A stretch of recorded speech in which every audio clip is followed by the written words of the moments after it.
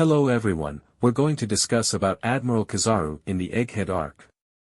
Before arriving at Egghead, Kizaru had already told Sentomaru to just surrender. He met Sentomaru when he was a child. Vegapunk recruited Sentomaru to be his guard at a very young age. Kizaru was the one who taught Sentomaru how to fight, and Sentomaru even considered Kizaru his uncle.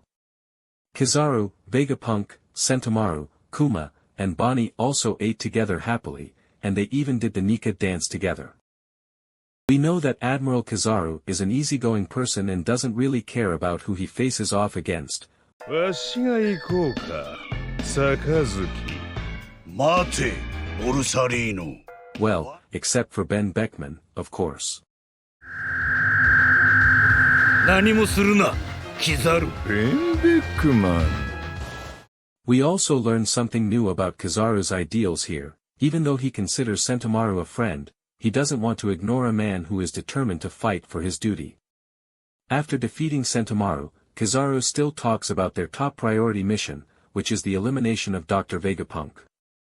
While fighting Luffy, Kizaru acknowledges that Luffy is formidable now, as he's the man who defeated Kaido, the strongest creature alive. While battling Luffy and discussing why he wanted to kill Vegapunk, Kizaru admits that he obviously doesn't want to kill him and that he's known him for a long time.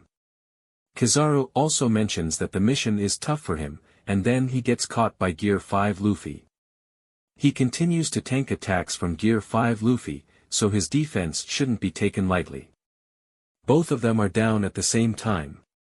Before killing Vegapunk, Vegapunk asks Kizaru if he has no heart, and Kizaru just tells him that he should have brought darker glasses, indicating that he'd cry. A lot of people think he's just saying it and doesn't really mean it, but later on, we'll see that this isn't really the case. After all of that, Kizaru thinks about Sentomaru and Bonnie and asks himself if the mission is over. After more skirmishes, Kizaru is down again with his hands covering his eyes. After all that has happened, Sakazuki calls Kizaru and asks if he did a sloppy job. Kizaru then asks Sakazuki if he has ever killed a close friend before and proceeds to yell at Sakazuki, saying that if he really doubts him, he should come over and see for himself. This is the first time we've actually seen Kizaru show a lot of emotion.